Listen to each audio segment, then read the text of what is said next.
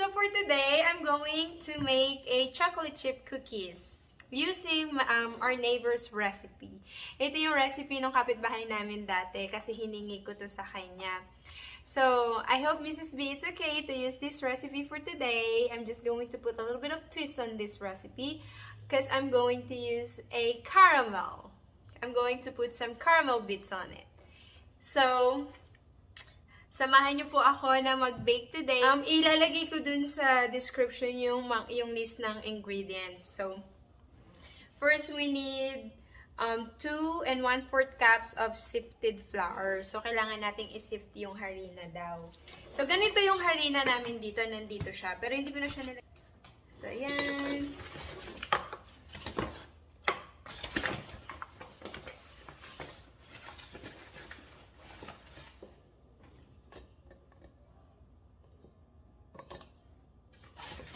So, and 1/4 daw. So, kailangan daw isift. So, isip. Ano yung sieve? Yung igaganto, yung sasalain. Ayan. Ayan siya. So, 1 cup na yon.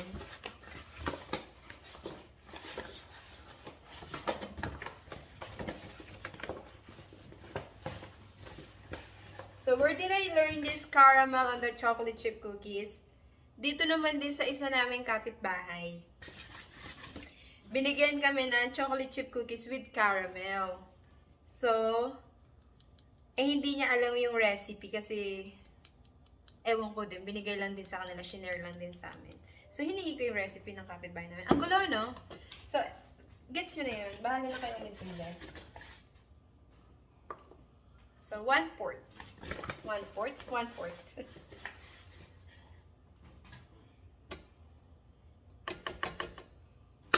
Naku, wait lang. So, while doing this, I already preheated the oven through at 375 Fahrenheit yun. Kasi Fahrenheit yung gamit namin dito. So, next is 1 teaspoon of baking soda.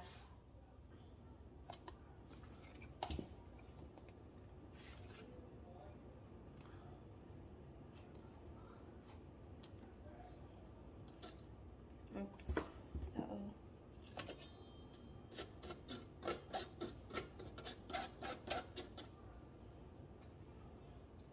1 teaspoon of baking soda, 1 teaspoon of salt.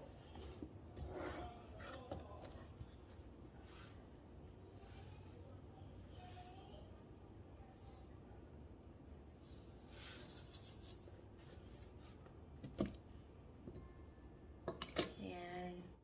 So, 1 cup of butter. Dapat soft na yung butter.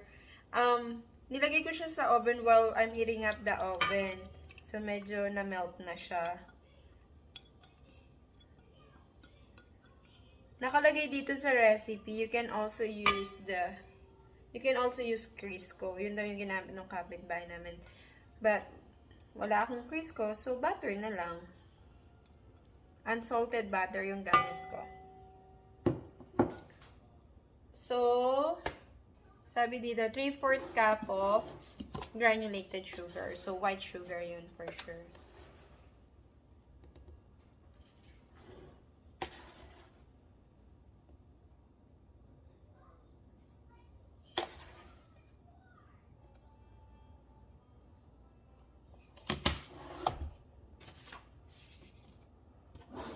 Tapos, 3/4 cup of brown sugar.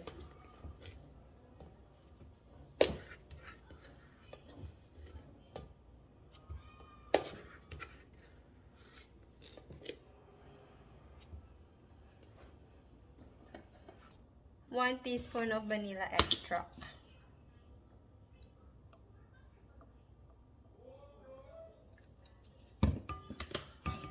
Teaspoon of water daw. So, yun. Tapos, imimix na natin siya. Ayan.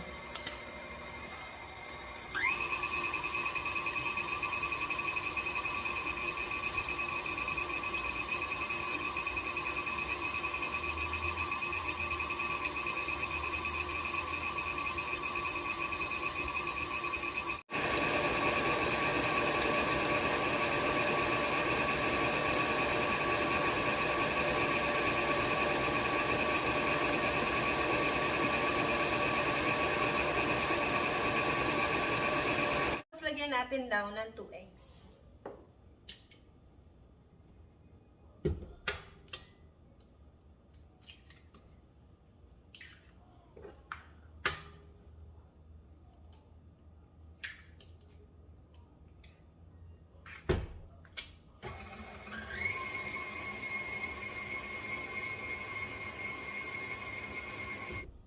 Ayan. So, ilalagay na natin yung dry ingredients, which is the harina nga, diba?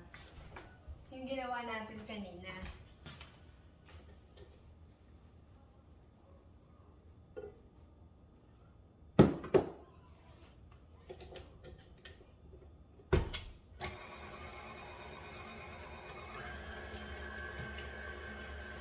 Tapos, the other half.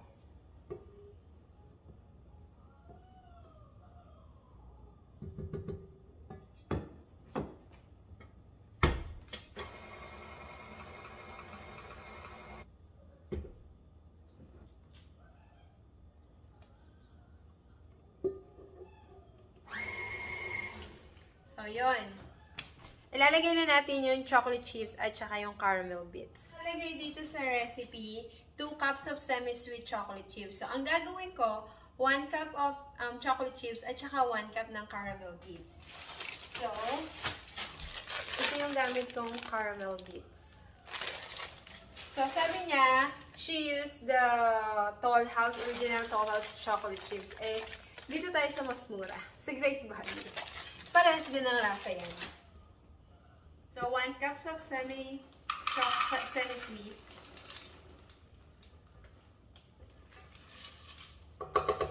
Tapos, i-mix lang natin siya.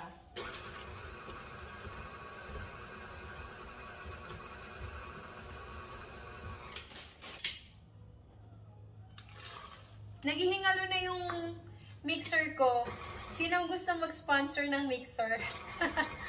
Asensya na hindi to professional video tutorial. Ito talaga yung wag na nga ako magsalita. Ayan! So, ready na siya. Ready na ang I'm gonna add a little bit more of chocolate chips. Siguro half a cup lang.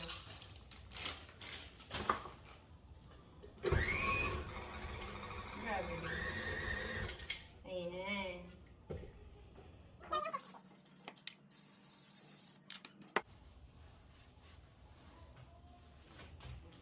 So, sabi, teaspoonful daw. I-drop lang. Tama ba itong mga pinaggagawa ko? Parang ang liit naman nito.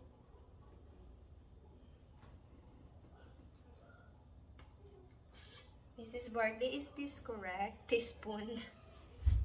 Sana.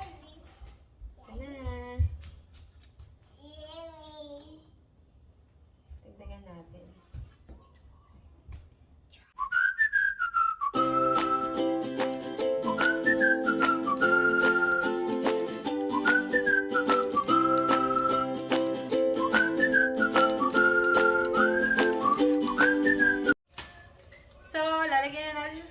Tignan natin kung okay siya nang wala siyang...